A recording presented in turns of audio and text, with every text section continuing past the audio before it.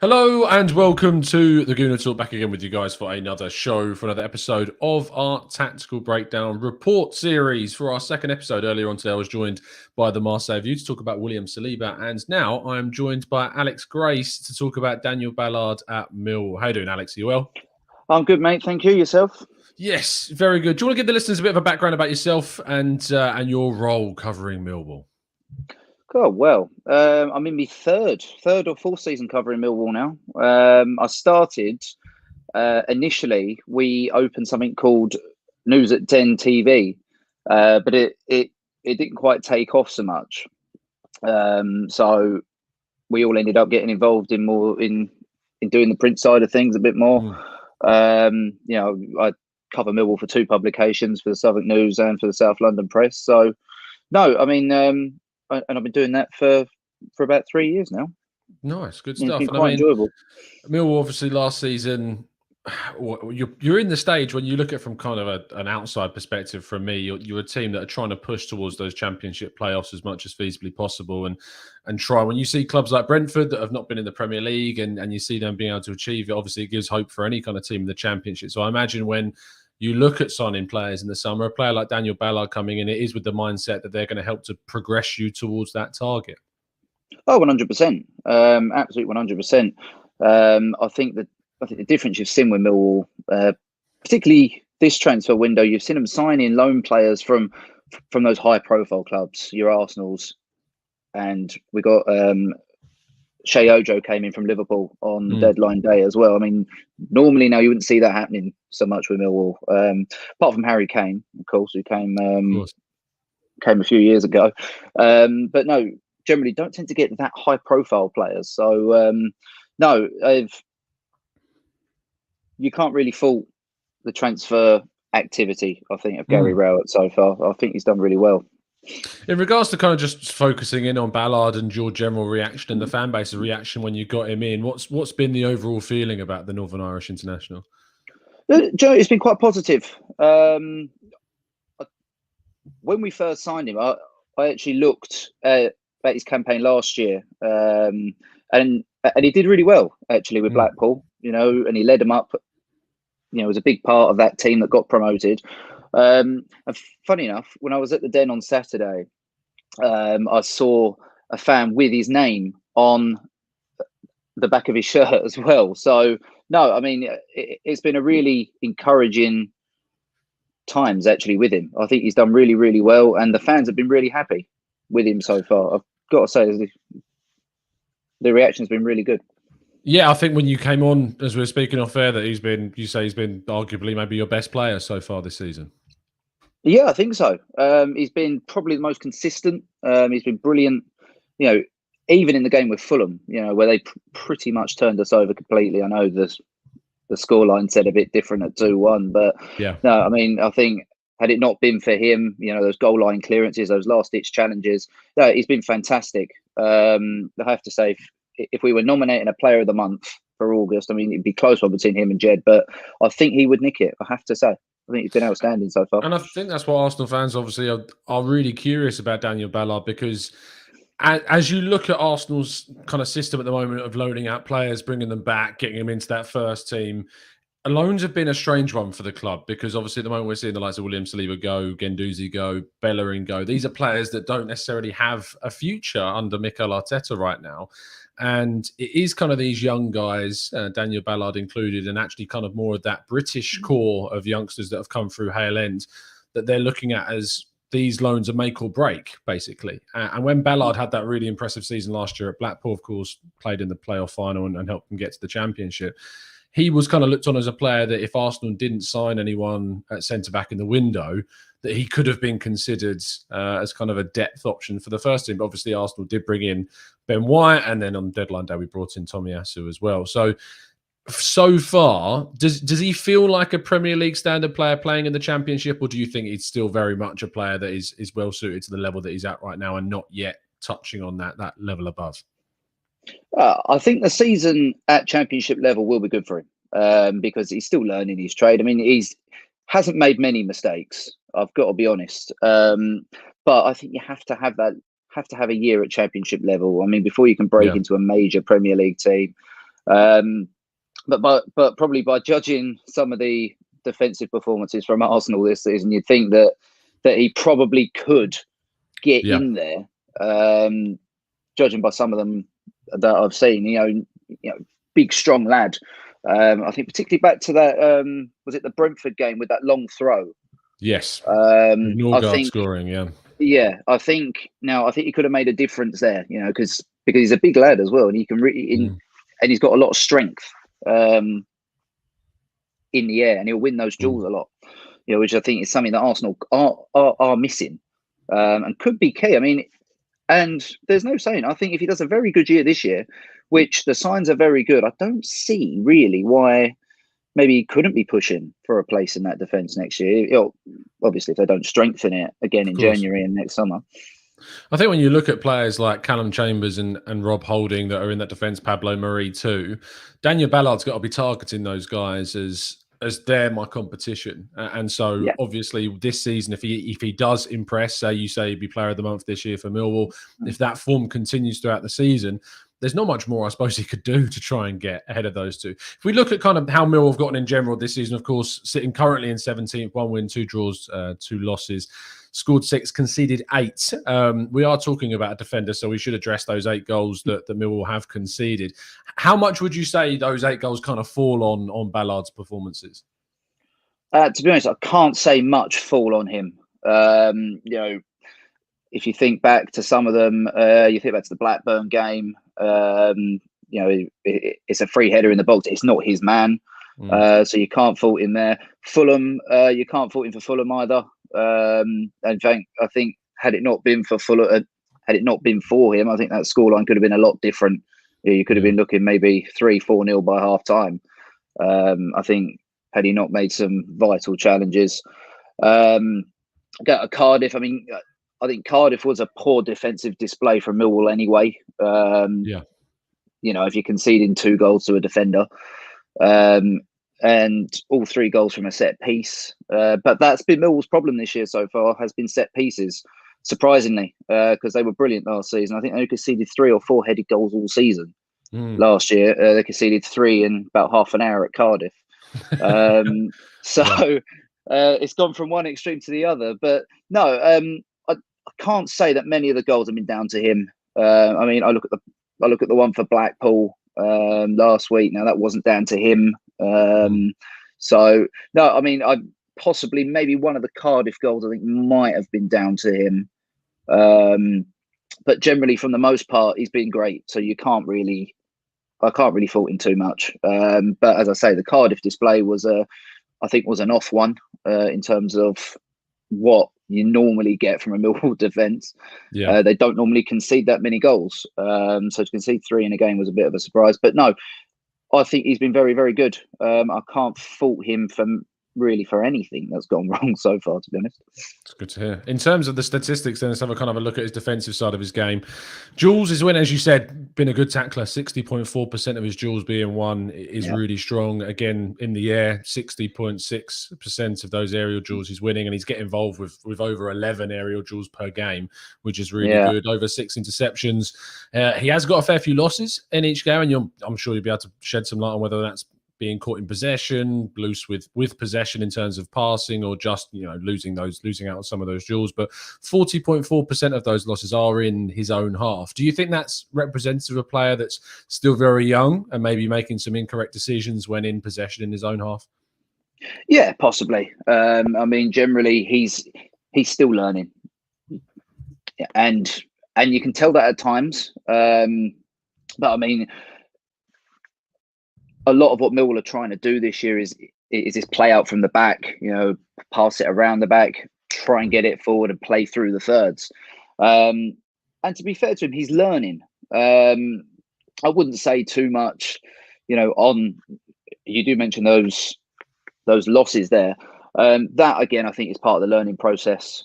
He's learning different bits to his game. But I mean, for a lot of the losses, you can then look at those duels. You know, that's a fantastic stat to have there. You know, 60.4% duels have been won. You know, it's very immense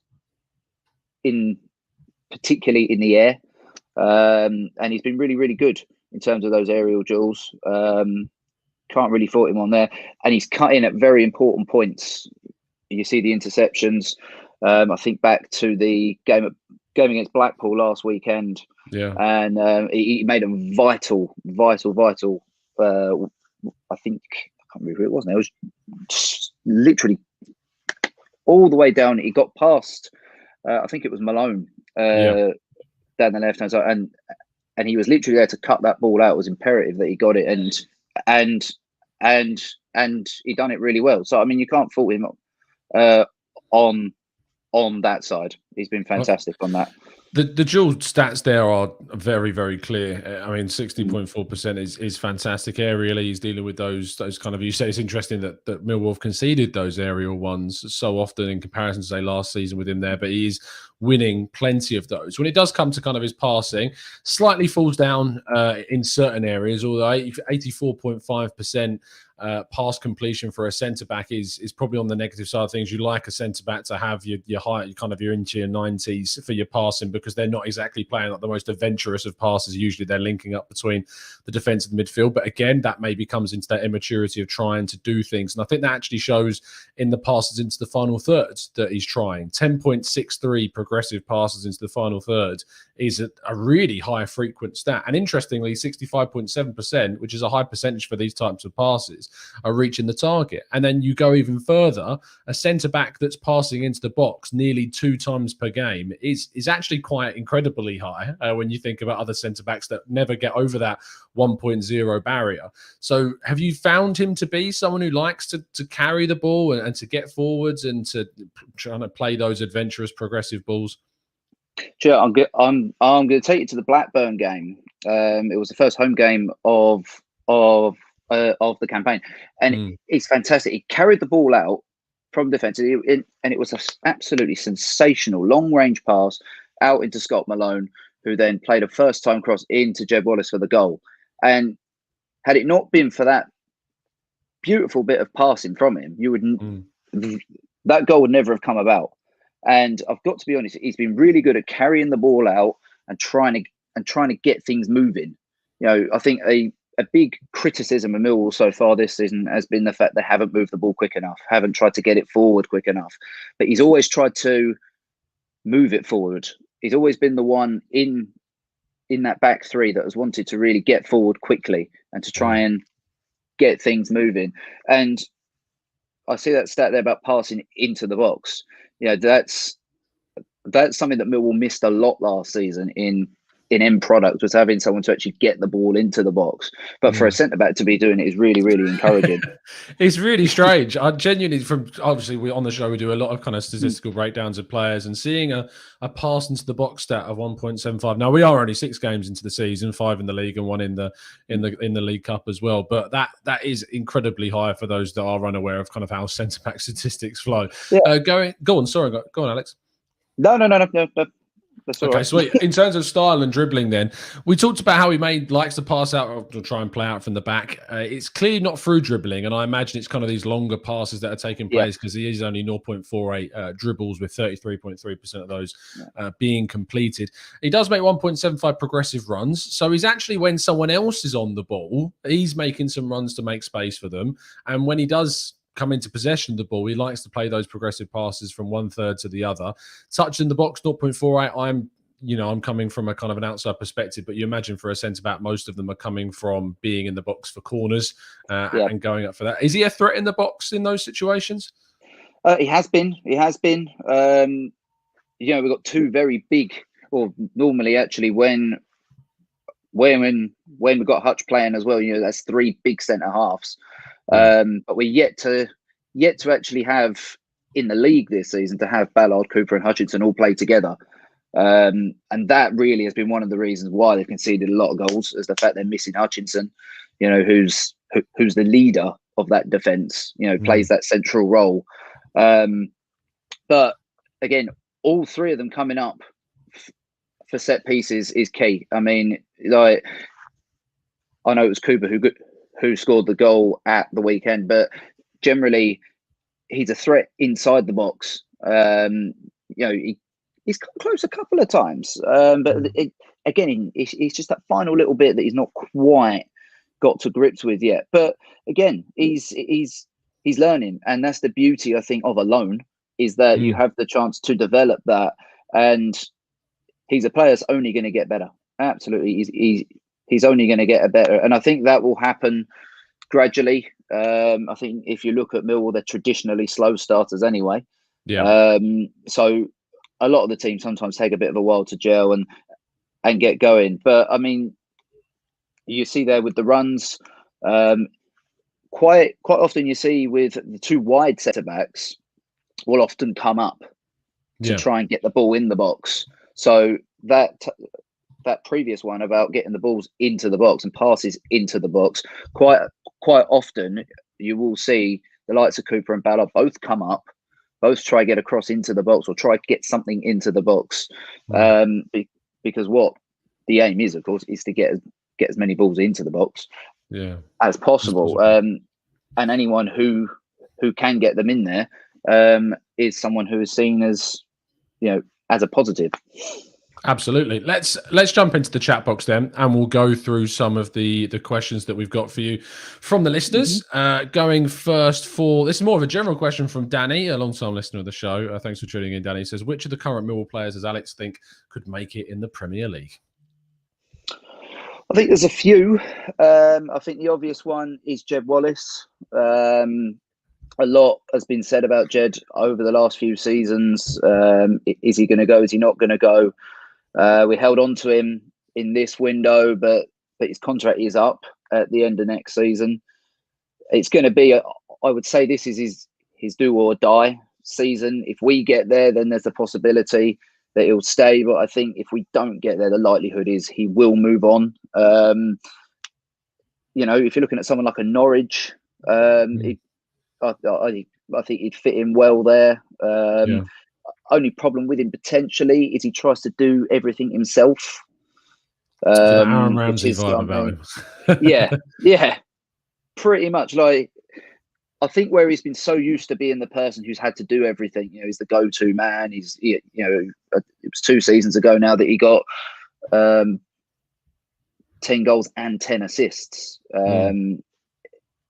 at championship level, which not many people do. I do think if he did make it there, he would have to improve on that end product a little bit, because he does miss a fair few chances. But no, I think he's one that could make it. I think Danny McNamara has got the possibility of getting there in the future. He's an academy product who's been absolutely fantastic. He's dislodged Marlon Romeo now as the main right back or right wing back. So much so that Marlon's gone out on loan to Portsmouth. And joins Miguel Aziz, another player that we'll be covering as well on loan from Arsenal this season. So Millwall Arsenal connections happening elsewhere as well, which is great to see. Let's jump to Sarvik. He's putting you on the spot a little bit. It says, which current elite defender would you compare his style to? Who would I compare him? Now, he's got a lot of that's a difficult one. Because where I've only seen him for a small amount, it's difficult, because he's got that big aerial ability and everything like that to be a real bruiser going up, like Tarkowski at Burnley style of but then he's got the ability as well to use his feet, so it's a bit of a mixture. What you're saying is he's Virgil van Dijk in Millwall, is what you're saying then? Type of thing, because he can move the ball. He'd have to improve his end product a little bit in the box for that, I would say, though. Yeah, absolutely. Daniel Roberts says, is Ballard better than Saliba? I mean, we don't know yet, Dan, but the likelihood is probably not right now. And then going up to PAPP, I mean, John Jules came off the bench for Blackpool in the game against Millwall, but how did you find him in that game in the last one, and did those two go up against, because obviously John Jules is a striker on loan from Arsenal at Blackpool this season, so did you find those two going up against each other at all? I mean, to be fair, there wasn't an awful lot, because Blackpool were down to 10 men for a lot of the game. I mean, their goal came from a quick counter attack. They didn't have much going forward, Blackpool, so no, I mean, they didn't really get the chance to test each other out. I didn't see too much of a duel between the two of them. Because Blackpool were down to 10 men from the 14th minute. And although they still took the lead, but let's not cover that. But no, no, we didn't see too much of a duel between them because they didn't get forward an awful lot. Blackpool, their goal come from a quick counter attack. So, generally, he didn't have a lot to do, in fairness to him. But what he did have to do, he did it well. With that, we are going to wrap up today's Tactical Breakdown report. Thank you ever so much, Alex, for coming on the show. And we'll, of course, be catching up with you at the end of next month, or this month now. We are in the month of September, to find out how Ballard's been getting on for his next 4 or 5 games. So thanks for coming on, mate. You're welcome. No problem at all. You can find Alex on Twitter at AlexGrace12. Make sure you check him out and give him a follow. And you can find us, of course, as always, at the Gooner Talk TV and myself at Tom Canton Media. We'll be back tomorrow morning for your usual Arsenal update show. A big shout out as well in the chat box to Black and Blanco, one of who's joined up as our latest member as well. If you haven't already, please do check out the William Saliba Tactical Breakdown report from earlier on today and our latest news updates too. But we'll see you very, very soon. And as always, up the Arsenal.